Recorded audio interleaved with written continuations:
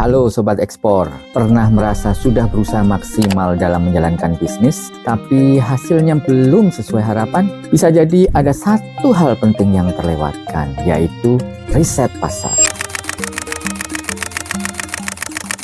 Bayangin, ingin ekspor produkmu ke Australia, tapi tidak tahu siapa pembelinya, tren yang sedang naik, atau kebiasaan belanja di negara tujuan.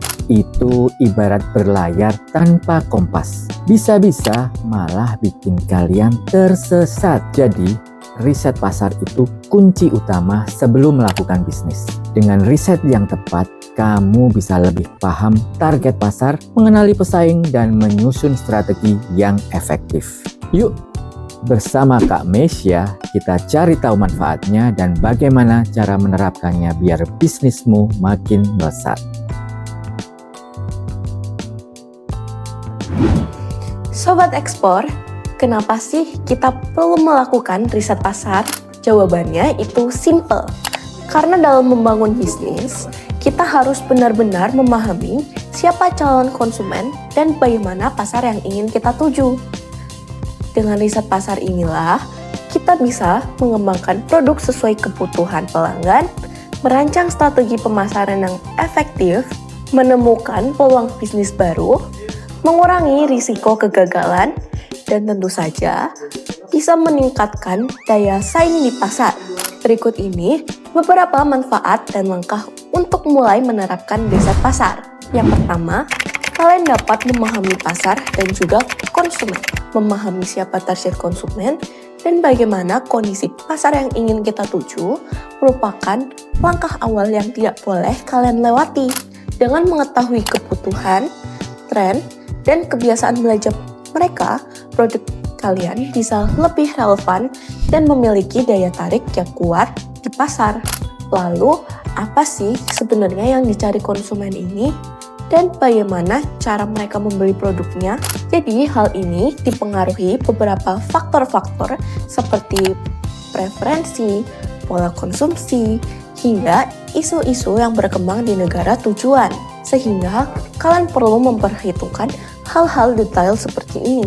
Melalui riset pasar inilah, pelaku usaha bisa memahami permintaan serta perilaku konsumen di Australia dengan lebih akurat. Sehingga, strategi pemasaran yang diterapkan pun bisa lebih tepat sasaran dan juga pastinya efektif. Yang kedua, dengan menganalisis persaingan dan regulasi. Setelah memahami siapa target konsumen, langkah berikutnya merupakan analisis persaingan dan regulasi di pasar tujuan. Jadi, penting banget buat ngetahuin siapa sih pesaing di industri yang sama dan apa aja keunggulan mereka, serta bagaimana cara produk kamu bisa bersaing.